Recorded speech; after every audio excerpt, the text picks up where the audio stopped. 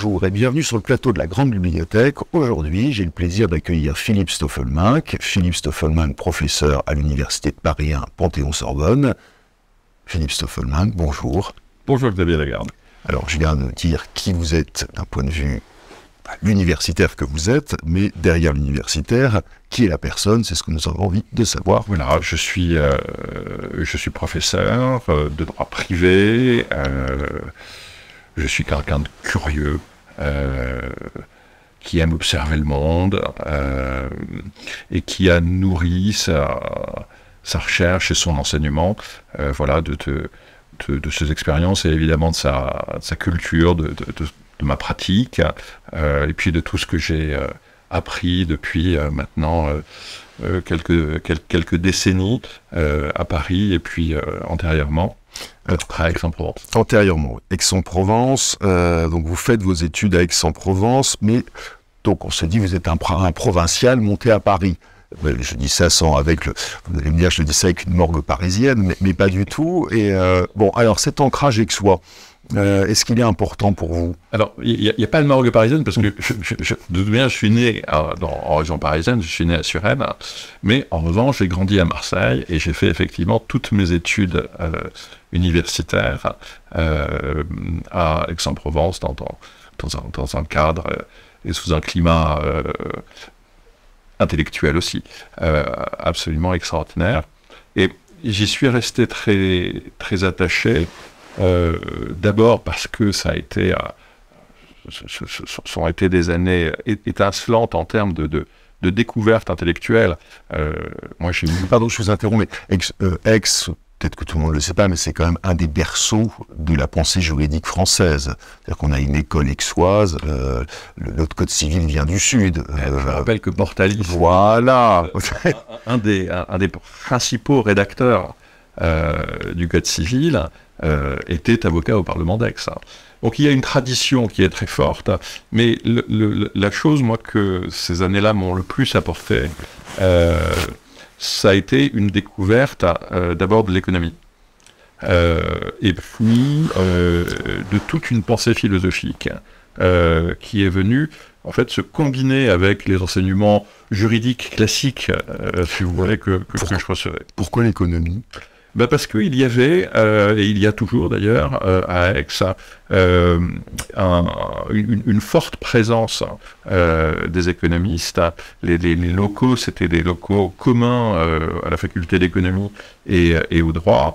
Et les économistes avaient dans l'enseignement une place assez importante. Oui, donc on a gardé à Aix la vieille tradition, c'est-à-dire que autrefois l'économie et le droit étaient pas séparés. Et c'est dans les années, début du XXe, qu'on sépare l'agrégation d'économie de l'agrégation de droit. Et en plus, les économistes qui étaient là-bas étaient largement imprégnés par une culture qui est d'analyse économique du droit, qui était donc très, très utile pour un jeune juriste. Et c'est là que j'ai découvert la pensée des libéraux, c'est là que j'ai découvert Hayek, c'est là que... Alors on sent déjà qu'il y a une tournure un peu libérale, mais il y avait une orientation. Bon, ça on en reparlera tout à l'heure. C'est net dans leur... Donc en fait, finalement vous n'êtes pas aixois, vous êtes un Parisien, mais pas seulement, qui découvre à Aix une façon de faire du droit qui vous convient. Tout à fait, et j'ai parlé de l'économie, mais il y avait aussi la philosophie. Moi, j'ai eu comme maître des gens comme Christian Attias, comme Alain Serriot, j'ai découvert ce qu'était le juste naturalisme, j'ai découvert la pensée de Michel Villet, voilà. Alors, ça, on en parlait avant cet entretien, vous êtes aussi suisse. Oui. Et est-ce que cette nationalité, puisque vous êtes un binational, et probablement une culture derrière, a une signification dans qui vous êtes aujourd'hui, comme professeur de droit et comme juriste? Oui, peut-être peut-être dans une conception de l'organisation sociale, laissant une grande place au principe de subsidiarité, c'est-à-dire une grande place à la décentralisation. La Suisse se caractérise notamment par le fait que les Suisses ne savent pas qui est le président de la Confédération, parce que ça n'a pas d'importance.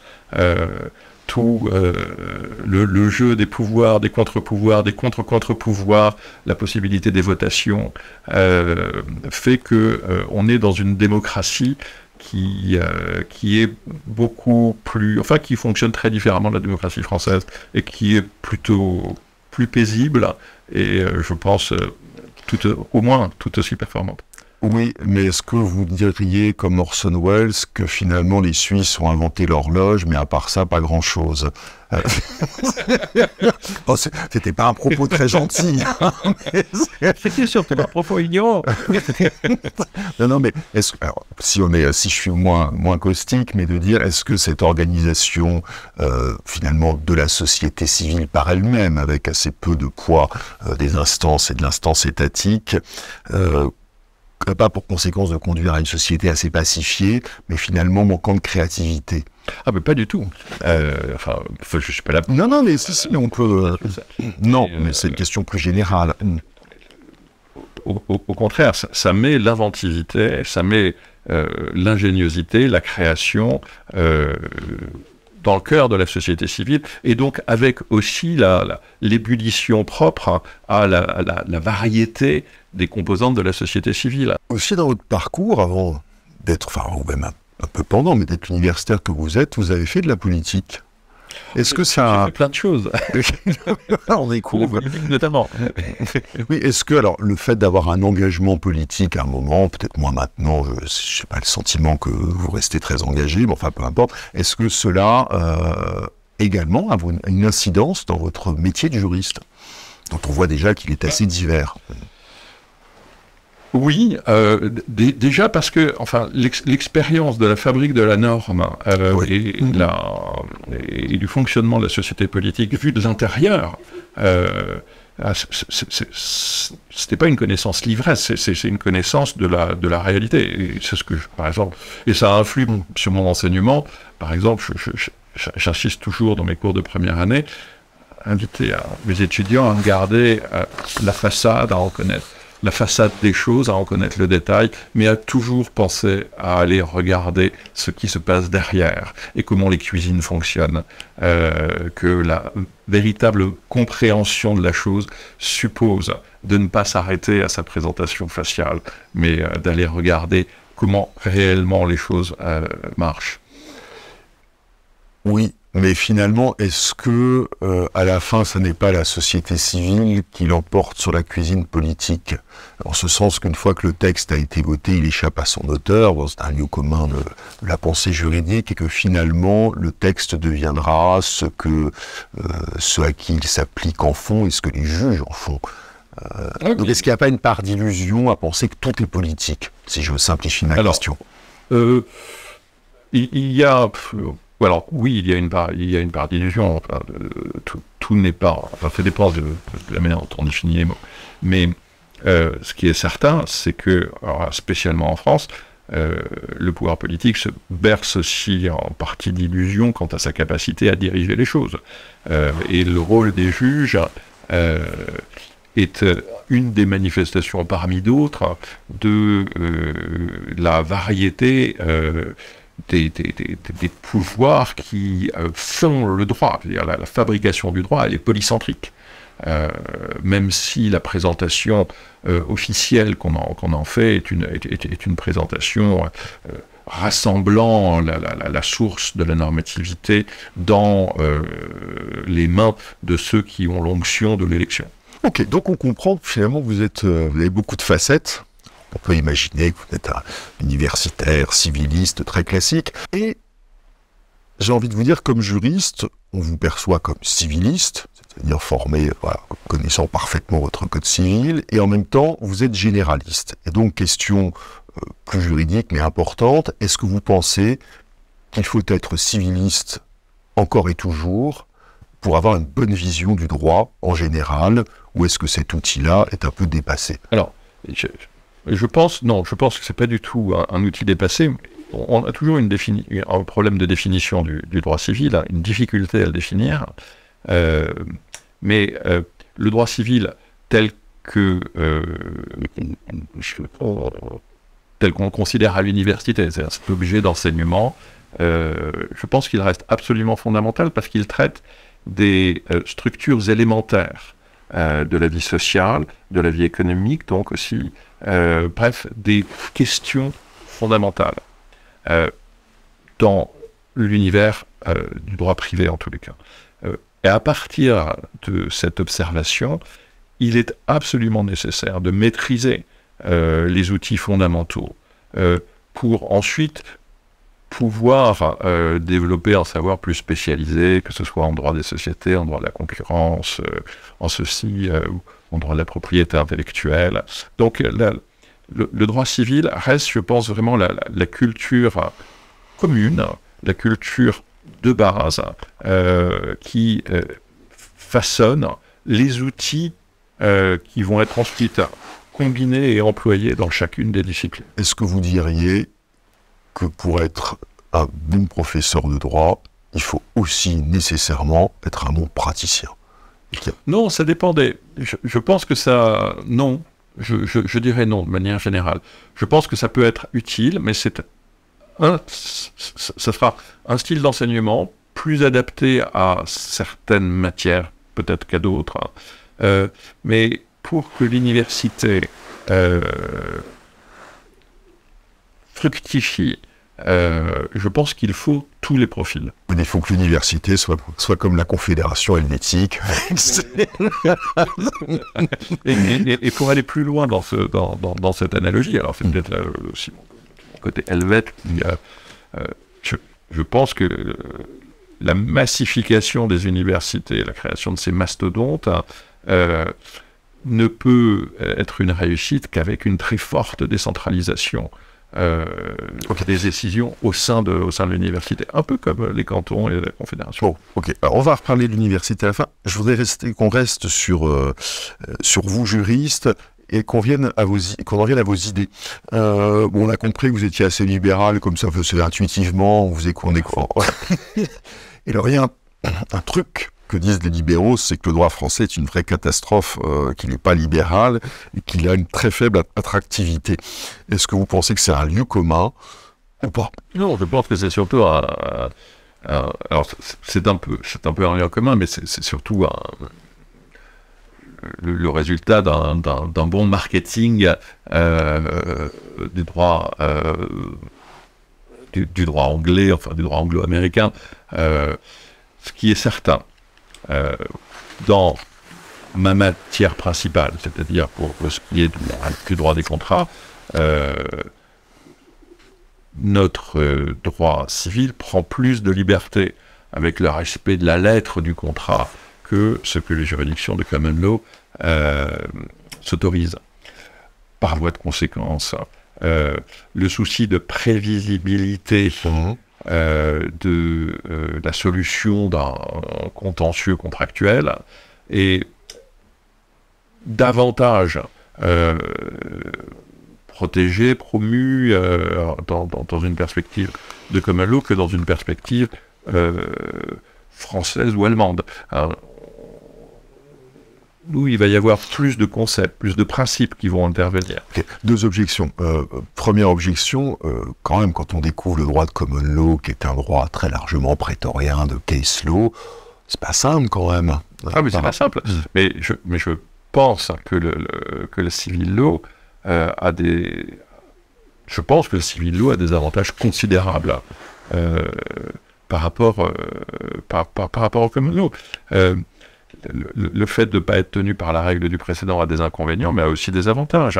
Le fait d'avoir des principes permet au droit de se construire avec quand même une certaine prévisibilité, alors que lorsqu'une question nouvelle intervient devant un juge anglais, vous savez pas... Vous savez pas du tout dans quelle direction il va aller. Alors, une fois qu'il sera allé dans une direction, cette direction sera stable, ça c'est certain. Mais du point de vue français, cette armature de concepts, de principes, de règles générales donne à notre droit un aspect, une vocation à la complétude et une souplesse qui est plus considérable, enfin qui est qui est un avantage tout à fait certain. Autre objection, est-ce que le droit, même le droit des contrats, doit avoir uniquement une visée économique ? Après tout, il y a des enjeux économiques, il y a des enjeux sociaux, il y a des enjeux politiques. Est-ce que le droit n'est pas à la croisée de toutes ces considérations, ou est-ce qu'on peut dire le droit des contrats doit être économiquement attractif, point final, et s'il ne l'est pas, il faut l'améliorer? Est-ce que c'est pas un peu court? Bien sûr que c'est un peu court, mais il ne faut pas tomber dans l'excès inverse non plus. Évidemment que le droit, et notamment le droit des contrats, est à la croisée de tout un ensemble de considérations. La règle cherche à concilier, cherche un équilibre entre des intérêts antagonistes.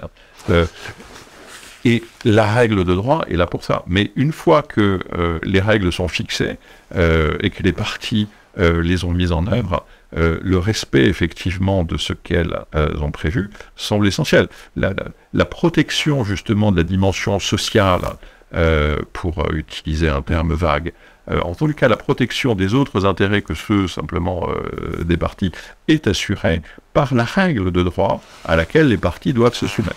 Et une fois qu'elles sont soumises à cette règle de droit, l'équilibre qu'elles définissent, sous réserve qu'effectivement ce soit un équilibre défini de manière libre et lucide, doit être respecté. Vous avez conduit des travaux sur la réforme des contrats spéciaux, qui est un sujet technique dans lequel on ne va peut-être pas rentrer, mais je pense que c'est une... ce serait bien que vous nous en disiez un mot, peut-être pour expliquer ce qu'est le rôle de la doctrine, donc des universitaires, dans la construction du droit. Alors, c'est un rôle qui est très varié. Je vous lance juste parce que qui est la mienne. Tout à l'heure, pardon, je vous disais, tout ça est très politique, il faut connaître les ficelles. Bon, et là, on voit que c'est pas de la politique, puisque c'est vous, enfin, pas tout seul, mais avec un certain nombre de collègues qui est en train d'écrire ce que sera le droit civil demain. Alors, je ne sais pas si on l'écrit, on propose des choses. Après ça, oui. Ce que sera le droit ensuite n'est pas de notre ressort. Mais le processus de réforme dans lequel j'ai été particulièrement impliqué là est un processus que je trouvais bien équilibré. C'est-à-dire que on confie à un groupe d'académiques ayant une expérience plus ou moins importante de la pratique, de préparer des textes, en s'étant assuré aussi dans le groupe la présence de praticiens purs, aussi bien côté magistrat que du côté barreau. On travaille avec la chancellerie, on travaille en présence de la chancellerie.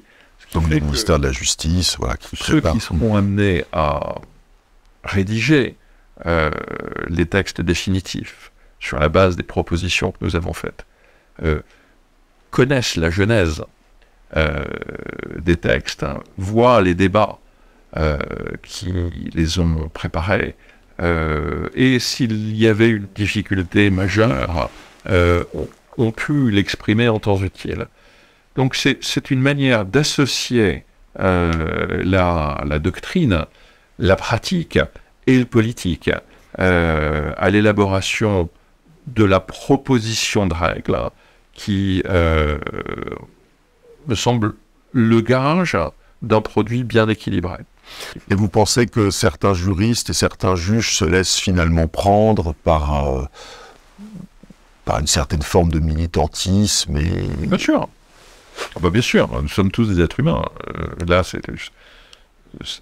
et donc des êtres imparfaits, faillibles. L'important, c'est d'en avoir conscience pour justement essayer de lutter contre cela. Mais bien entendu qu'il y a des biais chez les juges, chez les juristes, chez les commentateurs. Nous sommes tous le produit de notre histoire, de notre culture. Ces cultures sont variées. Et donc, ça mange pas de pain. Donc bon, il faut pas tuer le messager, il faut pas tuer le juriste. Est-ce qu'il faut réformer les études juridiques? Est-ce qu'elles sont poussiéreuses ou est-ce que non, ça va, c'est pas mal. il faut garder les choses en l'état. Alors, je ne sais pas s'il faut, mais en tous les cas, l'idée de faire évoluer des études juridiques est en soi toujours intéressante. Alors, je vous pose la question, vous êtes co-dirigé, vous avez participé à la fondation de ce qu'on appelle le collège de droit de l'école de droit de la Sorbonne, qui est une façon un peu différente de concevoir les études juridiques.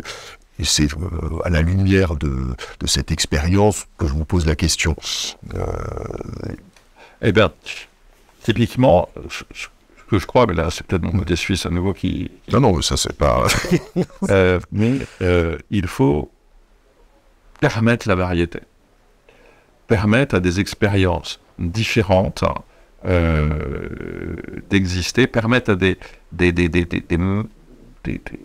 modèles d'enseignement, d'accompagnement, à des organisations différentes de coexister pour que chacun puisse ensuite aller vers là où sa situation, son talent, ses goûts le portent. Et le collège de droit, de ce point de vue-là, eh bien, c'est une expérience assez merveilleuse, je trouve, pour les enseignants et pour les étudiants surtout. Le collège de droit, rapidement, on va prendre 50, 100 étudiants, les meilleurs, on leur fait une formation un peu plus adaptée, et donc on leur réserve un traitement différent des 1000, 1500 autres étudiants qui sont inscrits dans la même année. C'est ça, non ? Ce que vous venez de dire reflète un aspect des choses, mais ce sont des petites promotions, c'est un peu comme sur le modèle des bilicences ou ce genre de choses. Mais ce sont effectivement des petites promotions, enfin nous en tous les cas, on a voulu que ce soit des petites promotions de manière à permettre des liens forts de se construire entre les étudiants, de façon à pouvoir aussi faire un certain nombre de choses qu'on ne pourrait pas faire à plus, de façon à pouvoir accompagner notamment ces étudiants de manière plus personnalisée. Ok, super pour eux, mais est-ce que vous craignez pas à terme une certaine inégalité et qu'il y ait, qu'on retrouve à l'université ce qu'on trouve dans les écoles, il y a les bonnes, il y a les moins bonnes, alors que l'université pouvait se targuer d'un modèle universaliste et que ce qu'on a réussi à Paris vaut ce qu'on a réussi à Aix. Ah mais l'universalisme n'est pas l'uniformité. Oui. Ça commence pareil, mais ça ne veut pas dire la même chose. L'universalisme, c'est être ouvert à tous. Mais ça ne veut pas dire que tout le monde peut rentrer. L'universalisme, ça veut dire que vous ne faites pas exception, notamment de personnes, et que ce que vous dites est susceptible d'intérêt.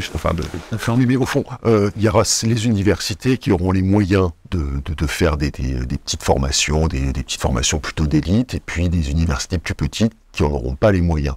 Et est-ce que vous ne craignez pas que ça crée une inégalité dans le paysage universitaire français ? On dirait qu'elle existe déjà, mais est-ce que ça ne va pas l'accroître ? À partir du moment où toute personne qui correspond à un projet de formation peut s'y porter candidat, peut,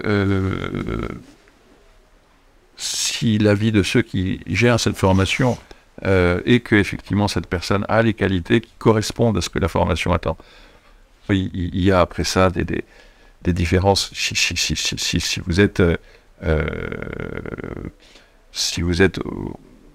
par exemple, si cette formation n'existe qu'à Paris et que vous vivez loin de Paris, c'est le provincial qui parle, ça va être plus compliqué. Ben oui, mais justement, tout à l'heure, vous nous disiez, voilà, tout ce que j'ai c'était une des plus belles expériences de mon existence, et on se dire, oui, mais finalement, Aix, peut-être une autre, mais des universités plus petites, moins bien dotées, vont finir par perdre de leur lustre, voire dépérir. Est-ce que ça vous fait pas mal au cœur, quelque part Bon, je suis peut-être trop pessimiste. Bon, c'est pas la question de... C'est pas la question de est-ce que ça fait mal au cœur. La question c'est quel est le bon équilibre. Parce que si on pousse le raisonnement à l'absurde, à ce moment-là, il faut une université dans chaque village. Oui. De façon à ce que les villageois n'aient pas à aller trop loin pour avoir... Et là, on tombe dans quelque chose qui est complètement irréaliste. Non, il faut faire avec les... Il il faut faire avec le monde tel qu'il est. Et en l'occurrence, avoir une formation unique, uniforme sur l'ensemble des territoires, enfin, ça me semble moins riche, voilà, de dire comme ça.